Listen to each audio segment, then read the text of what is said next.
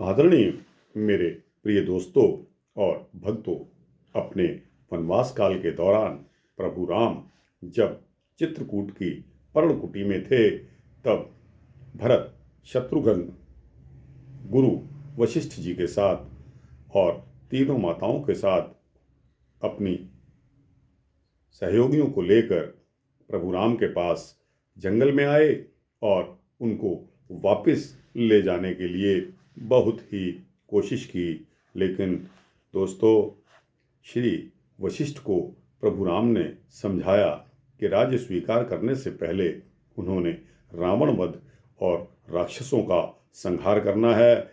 इसी का श्रेय है कि श्री राम विष्णु जी ने श्री राम के रूप में पृथ्वी पर अवतरित हुए हैं। वे आज ही राक्षसों के वध करने के लिए चले जाएंगे, अतः तुम हठ ना करो।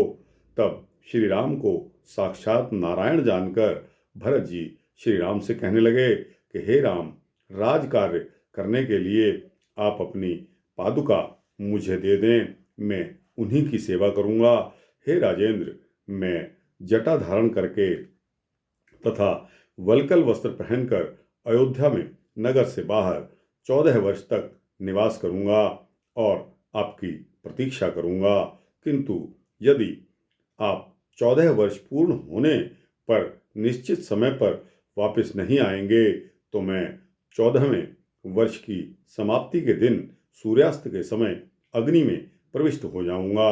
हे राम, यह मेरी सत्य प्रतिज्ञा है। तो दोस्तों, आपको प्रश्न यह पैदा होता है कि क्या भरत जी ने जो प्रतिज्ञा की वह सच्ची प्रतिज्ञा थी, और क्या भरत जी को श्री राम से सच्चा प्रेम था। दोस्तों, श्री भरत के इस प्रकार के वचनों को सुनकर रघु उत्तम श्री राम ने कहा कि ठीक है, ऐसा कहा, और राज्य का कार्य संपन्न करने के लिए रत्नों से विभूषित अपनी पादुकाओं उनको दे दी और उन्हें वापस विदा कर दिया। रत्न विभूषित दिव्य दोनों पादुकाएं ग्रहण करके भरत जी ने उन्हें अपने माथे से लगाया और अपने को धन्य धन्य समझा। तदनंतर रघुश्रेष्ठ श्री राम को प्रणाम करके तथा बार बार उनकी प्रदक्षिणा करके भरत जी उनकी अनुमति लेकर संपूर्ण सेना माताओं के साथ शीघ्र ही अयोध्या वापस लौट आए। उस समय माता कैकेयी ने बार बार श्री राम की प्रार्थना करते हुए कहा कि हे राम, हे रघुत्तम, मैंने जो अपराध किया है आप उसे क्षमा कर दें। तब उनसे श्री राम ने कहा कि आपने मेरा कोई भी अपराध नहीं किया है। मेरी इच्छा से ही मंथरा के कहने पर आप उस समय मोहित हो गई थी। हे माता, आप सुखपूर्वक अपनी अयोध्यापुरी को जाएं। मेरा आपके ऊपर कोई भी क्रोध नहीं है। श्री राम द्वारा इस प्रकार के कहे गए वचनों से कैकेयी भरत के साथ अयोध्या वापस लौट आईं और भरत भी जिस मार्ग से आए थे उसी मार्ग से प्रसन्नतापूर्वक अयोध्या लौट आए।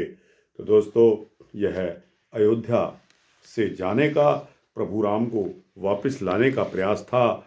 उस प्रयास के निष्फल होने के पश्चात सभी अयोध्यापुरी लौट आए, क्योंकि राम अपने पिता के वचनों के अनुसार 14 वर्ष का वनवास करने पर अडिग थे।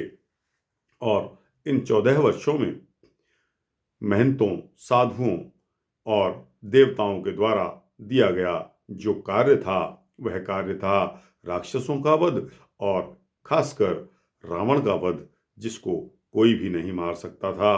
तो दोस्तों, वह कार्य होना तो उनका प्राइमा फेसाई उद्देश्य था। सर्वप्रथम उनको यह करना था। यह उद्देश्य पूरा करने के पश्चात ही उनको साधुओं, देवताओं के द्वारा राजभोग करने का यह आदेश समझ लीजिए, प्रार्थना समझ लीजिए। दोस्तों, भगवान प्रेम का बंधा हुआ होता है, अपने भक्तों की रखवाली करता है।